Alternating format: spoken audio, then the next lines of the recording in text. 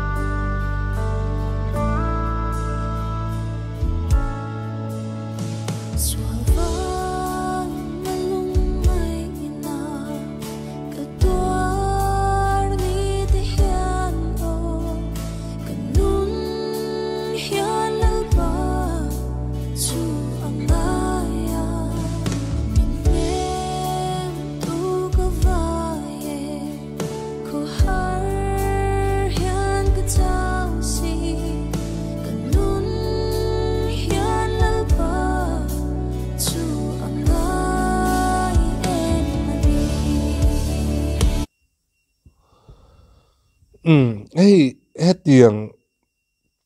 kan pathian fakna hla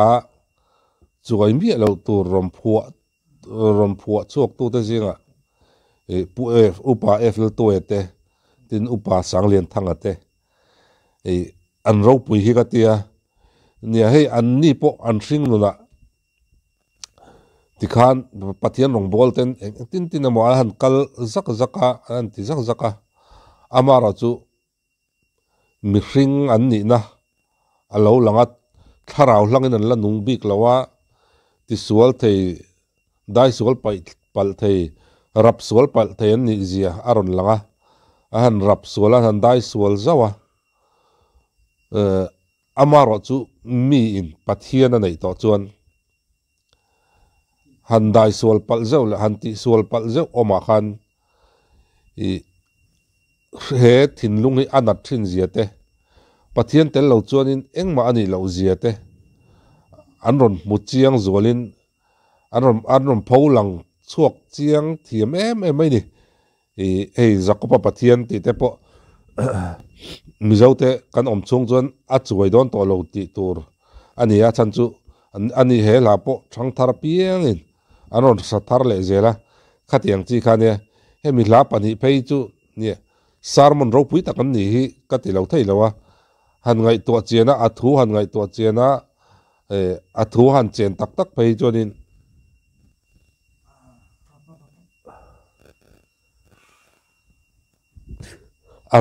aril em mai ni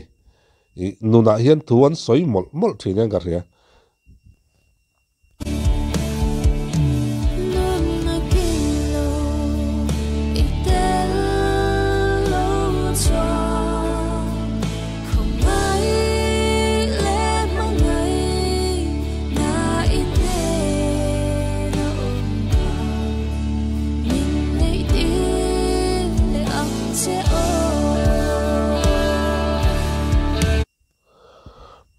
ani upaya flal to po nia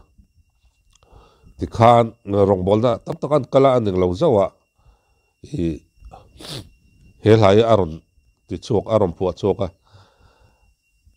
ngai to chena a hla thuwa chen tak tak pe chodin mit tu hi ko chok thei thin ka tia hei mi in pathian arin tak taka pathian a in ra ta tak tak chonin han dai sual pal emo enga mo zeu a om chang po hian pathian a in tha run na te tin pathian ngai na te pathian tel lo chon he nun hi engti na mani lo zia te pathian tel lo chon he nun hi a hlim hi a tlon tling thei lo ni ti hi aron soi chiang em ka hria rom pholang chiang em ka hria ne pathian tel lo in kan nuna nun ruak om te nun khwari no kha kan toma rui lo mang te zu mang te me chet mi pat na mang te sum le pai mang ten no kha kan tum thina ne mi tam tak chu tianga chon kan tlan thina amaro chu kan nuna kan nun hi aruak tul mai ni khwar tul mai ni amaro chu mi in pathiana ani hlimna om ni pathiana chau ni hlimna om ni tia hriat chena pathian lama hoi to hi chon le chu ta chon hlimna tlon tling om na zok alo ni thina he ta min ti hlim tura mokan ti thin mi hring ngai dana tanga min ti hlim tura mokan ti thin te kan hlim pui do na mokan ti thin te kan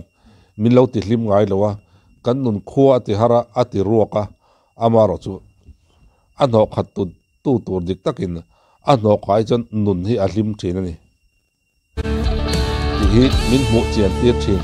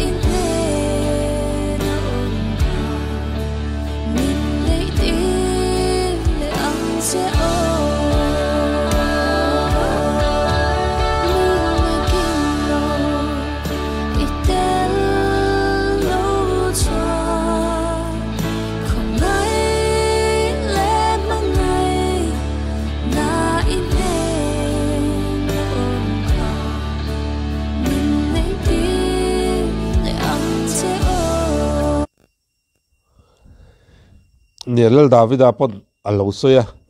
ichan dam hlim na kamin pele ro atia Nelal Davida poi dai sol le han ti sol chang hi anga em mai ni anuna hian chu tiang che chon keile nang po hian kan nuna hian ti sol chang le dai sol chang kan ngain kariga chu tiang a chon nuna kim lo itel lo chon tia pathian ne na kan kira pathian ne na kan oma ama the na kan let le hi chatuan a hlimna le tin he ko vela po kan nun hlimna ni ti kan hriat non fo a thawme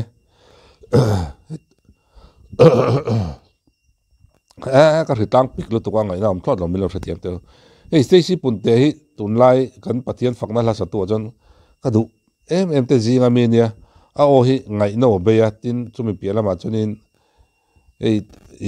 tam tak chu ne pathian fakna han ron sa thiam takin nal takin an san saliam maya avat thiam ve va sanal ve kan te tok maya amaro chu Stacy te hi chu nung hian an zai thin ka tia an pathian fakna la saka hian nuna hian thu hi soya sarmon ro pui deuh hi aron ni thin sarmon ro pui deuh hian an chan chu tir thei thin ka tia chuwang chunin azai hi angai nom kati pialam azai thiam kati pialama angai nom hi kati tel thina chong chanin hei ai ahla ho hi ngai thak hi anuam bik hetia thiam dewa saliam pot ang chi kha anilawa chuang chanin ngai thak anuam vong trin ole ani seisi po lathar nal tak tang nen kan mul azel tura ngai hun man nom vek